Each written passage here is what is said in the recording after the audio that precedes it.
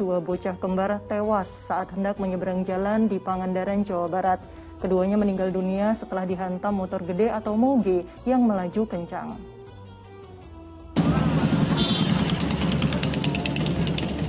Lagi-lagi, aksi rombongan motor gede berujung petaka kala melaju di Kalipucang, Kabupaten Pangandaran, Jawa Barat. Hasan dan Hussein tewas di tempat setelah dihantam kendaraan dengan kapasitas mesin 1000 cc tersebut.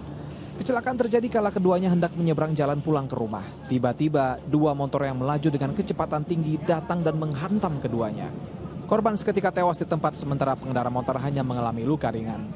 Dua motor, yang pertama satu, yang putih, motor putih yang itu nabrak satu orang. Oh iya, satu orang dulu yang sini. Itu motor dari arah mana kemana, Pak? Dari arah Pangandaran. Itu motor jenis apa, Pak, yang nabrak? Harley. Ya. Itu kecepatannya mungkin Bapak tahu? Tarikan, Kencang ya. Sementara itu tangisan keluarga pecah saat jasad kedua bocah malang itu disemayamkan ke rumah duka. Bahkan ibu korban sempat pingsan tak kuat melihat kematian sang buah hatinya. Namun atas insiden maut yang terjadi, kedua belah pihak sudah saling memaafkan dan memilih jalan damai yang dilaksanakan di kantor Polsek Kalipucang. Pihak pelanggar memberikan sejumlah santunan sebagai tanda ikut berbela-sungkawa. Ini musibah. Kita sangat berduka dengan kejadian ini. Dan kami jujur sangat menduka berdalam. Kita sepakat, kita secara kekeluargaan. Apa yang diberikan dari pihak Moge ke sini? Alhamdulillah dari pihak Moge ada inisiatif buat Santunan. Berarti ada rasa masih tanggung jawab ya? Iya, dari pihak Moge masih ada inisiatif bagus lah. Petugas mengimbau agar pengendara bijak dalam mengemudikan kendaraannya. Jangan sampai lalai hingga nyawa jadi taruhannya. Eko Setiabudi melaporkan dari Pangandaran, Jawa Barat. Ya, astagfirullahaladzim, kejadian ini bisa menjadi teguran dan pembelajaran untuk kita semua agar lebih berhati-hati dalam berkendara, baik roda 2 maupun roda 4. Dan sungguh besar hati sekali keluarga korban yang menerima jalur damai dari si pengendara moge tersebut. Ustadz Erik, bagaimana seharusnya adab atau etika berkendara yang baik dalam Islam? Jelas ya, yang paling pertama saya prihatin sekali ya terhadap hal seperti ini. La daror wala diror. Jadi kita itu tidak boleh membahayakan orang lain dan juga diri sendiri. Karenanya dalam berkendara, khususnya moge ya, saya juga karena juga merasakan ya kalau misalnya sedang naik motor gitu, itu harus berhati-hati, harus memperbanyak istighfar ya, karena jika kita lalai atau misalnya kan motor besar ya, sedikit saja ngantuk itu sulit sekali untuk kemudian dalam kecepatan tinggi, karena motor besar itu tidak mungkin dalam kecepatan rendah, dia selalu dalam kecepatan tinggi. Karenanya seringkali ada patwal ya, itu akan lebih aman ya, baik bagi si pengendara maupun pengendara yang lainnya atau ya pengguna jalan yang lainnya ya. Jadi bukan bermaksud sombong mungkin ya, dengan patwal itu akan lebih aman gitu.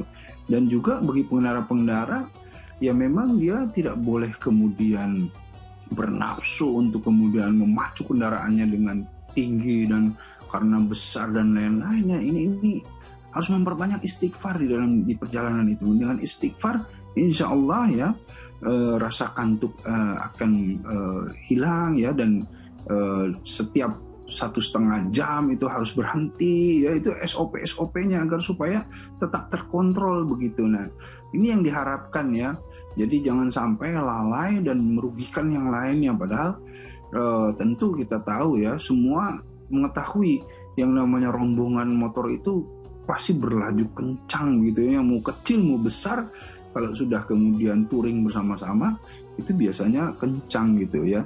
Dan itu berhati-hati, apalagi di jalur-jalur yang banyak anak-anak lewat, pedagang-pedagang gitu. Aduh, itu harus ekstra hati-hatilah terhadap ini semuanya.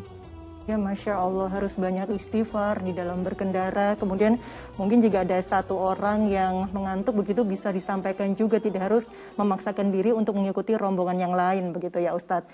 Nah, Ustadz Erik, bisa disebutkan kepada kami doa-doa atau zikir terbaik saat berkendara atau sedang dalam perjalanan? pertama begini, kalau kita keluar rumah kan Bismillahirrahmanirrahim, la haula wala quwwata illa billah. Jadi kita itu pertama saja sudah tawakal kepada Allah. Dengan nama Allah kita bertawakal kepada Allah karena kita tidak tahu apa yang akan terjadi di luar. Ya, Bismillahirrahmanirrahim. Kemudian la haula wala quwwata illa billah. Kita itu tidak berdaya upaya kecuali apa? Kecuali diperdayakan oleh Allah. Nah, karenanya ketika ada doa yang kemudian Subhanallazi sakhkhara lana haza wa ma kunna lahu muqrinin wa inna illa rabbina lamunqalibun, itu artinya Maha Suci Allah yang telah menundukkan kepada kami kendaraan ini. Sakhara itu menundukkan gitu. Padahal sebelumnya kami tidak mampu menguasainya. Jadi motor itu kan tidak mampu dikuasai, tidak akan bisa dikuasai. Allah tundukkan besi itu untuk kita. Allah tundukkan kuda itu untuk kita. Allah tundukkan unta itu untuk kita. Nah, karenanya di dalam berkendara, kita dengan memahami itu, kita juga tidak kemudian sombong bahwa kita yang memacu motor ini. Itu tidak. Sebetulnya ada Allah yang kemudian memberikan otoritas kepada kita untuk itu. Kemudian Bismillahirrahmanirrahim wa mursaha inna rabbi laghafurur rahim. Ini juga menarik sekali karena apa? Maha Suci Allah ya, yang kemudian dengan nama Allah yang menjalankan kendaraan ini ya, dan kemudian di sini Laghafurur Rahim, memohon ampun kita kepada Allah terhadap apa-apa yang kemudian kita lalai terhadapnya, dan memperbanyak istighfar insya Allah di dalam perjalanan zikirnya agar supaya kita tidak kemudian lalai di dalam menjalankan kendaraan tersebut. Masya Allah, luar biasa sekali dengan berbanyak doa dan zikir, termasuk tadi apa yang disebutkan oleh Ustadz Erik, insya Allah bisa mengamankan kita selama berkendara.